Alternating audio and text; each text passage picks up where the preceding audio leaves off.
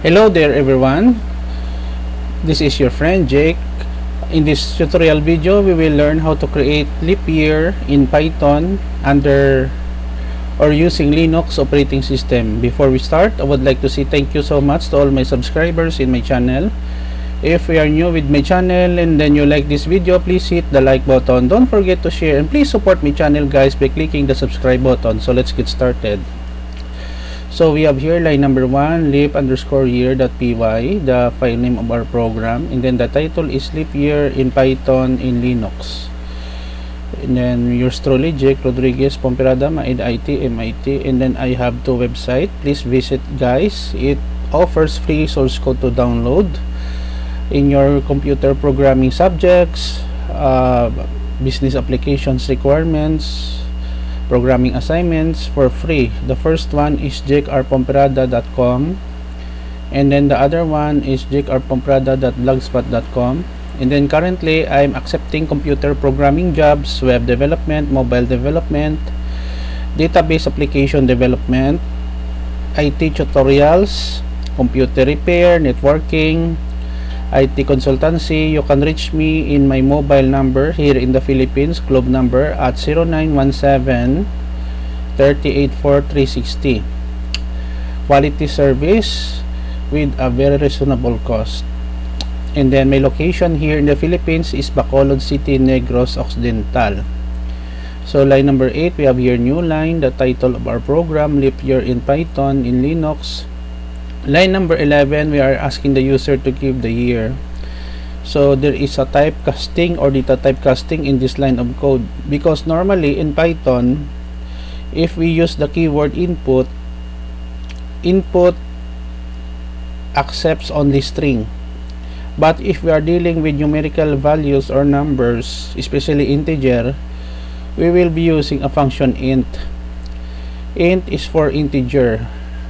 When we say integer in computer programming, it is composed of positive, negative, including 0, that are whole number. Whole numbers does not have any decimal values.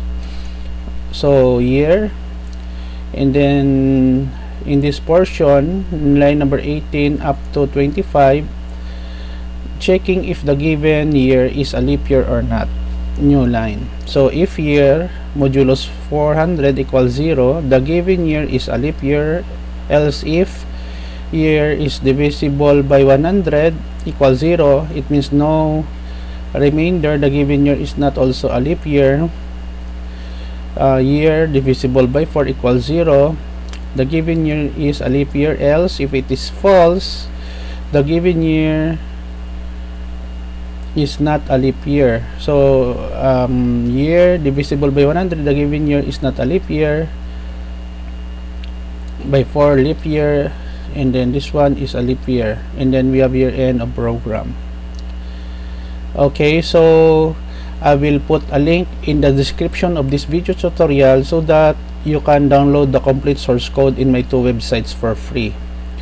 Okay, the next step that we'll do, because we are here in Linux environment, basically I'm using Linux Mint, we will go to the terminal window. Click this one. Okay, so we issue a command Python leap_year.py. Okay, our program is currently running leap year in Python in Linux. Interior, let's say year 2000. The given year 2000 is a leap year. Run again, 1993. The given year 1993 is not a leap year. End of program. Another example, 1976. The given year 1976 is a leap year. End of program. And then the current year right now we have 2001. The given year 2001 is not a leap year. And a program. So that's it. We were able to create a leap year in Python programming language under Linux operating system.